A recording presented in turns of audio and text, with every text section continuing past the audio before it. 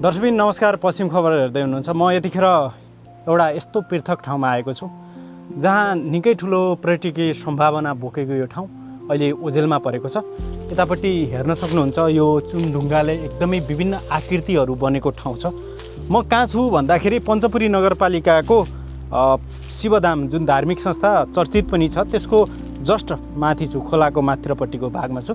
पारिपट्टि शिवधाम छ भने म वारिपट्टि छु। हेर्नुहोस् त, यहाँ यो विभिन्न आकृतिहरू छन्। अलि अगाडि आइदिनु होला।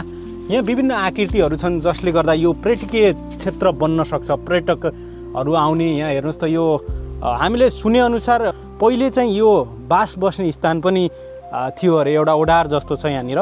यहाँ बास बस्ने हटेरूहरू विशेष गरी एक ठाउँबाट अर्को ठाउँ जाने र बिचमै रात पऱ्यो भने यहाँ बास बस्ने पनि भन्ने सुन्नमा आउँछ। तर यथार्थ के हो थाहा भएन। तर यो यसो हेर्दै गर्दाखेरि पारिपट्टि मन्दिर छ, वारिपट्टि यस्तो राम्रो ठाउँ छ। पारिपट्टि मन्दिर त्यति राम्रो बनाइएको छ, तर यो ठाउँ ओझेलमा परेको छ। यहाँ पनि केही गर्न सकियो भने यो पर्यटकीय गन्तव्यको एउटा हब बन्न सक्थ्यो भन्ने हो। अलि अगाडिसम्मै जाउँ हामी। अलि अगाडि जाँदाखेरि यहाँ बसेर मान्छेहरू अझै पनि बस्ने, यहाँ आउने, टाइम पास गर्ने देखियो। यस्तो यस्तो ठाउँहरू छ। यो अहिले झाडीहरू छ, यता देखाइदिनु होला। यो झाडीहरू छ, हेर्नुहोस्, यस्तो राम्रो ठाउँ छ। तर यसलाई हामीले विकास गर्न सकियो, यसलाई अझै अगाडि गराउन सकियो, पर्यटकहरू ल्याउन सकियो भने यहाँ विभिन्न पर्यटकीय गन्तव्य बन्न सक्छ। म तपाईँलाई यहाँको सरस्वती दृश्य देखाउन गइरहेको छु।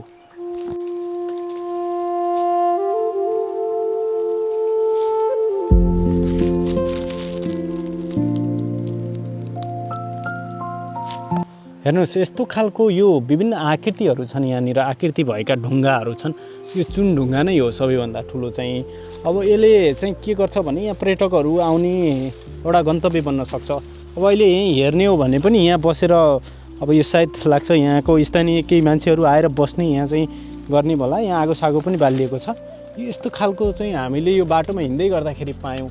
यो भित्रसम्म हेर्नुहोस् त, कस्तो आकृति खालको ढुङ्गाहरू छ। तपाईँलाई म सरस्वती दृश्य देखाउँदैछु।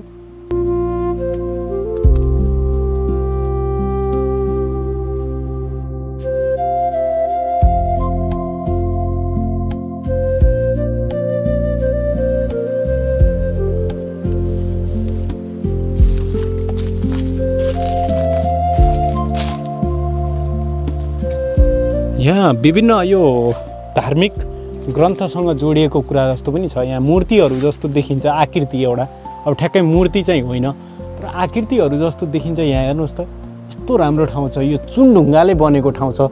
यो ठ्याक्कै शिवधाम धार्मिक संस्थाको जस्ट ओल्लो भागमा छ। तलपट्टि खोला बगिरहेको छ भने हामी यो ठ्याक्कै ओल्लोपट्टि देखाइरहेका छौँ। हेर्नुहोस् त, यहाँ चाहिँ कस्तो राम्रो चिजहरू, यो आकृतिको ढुङ्गाको आकृति छ। यहाँ चाहिँ अलि यो केही चिजहरू यहाँबाट लिएको जस्तो पनि देखिन्छ, मानिसहरूले यहाँबाट उठाएर। हेर्नुहोस् त,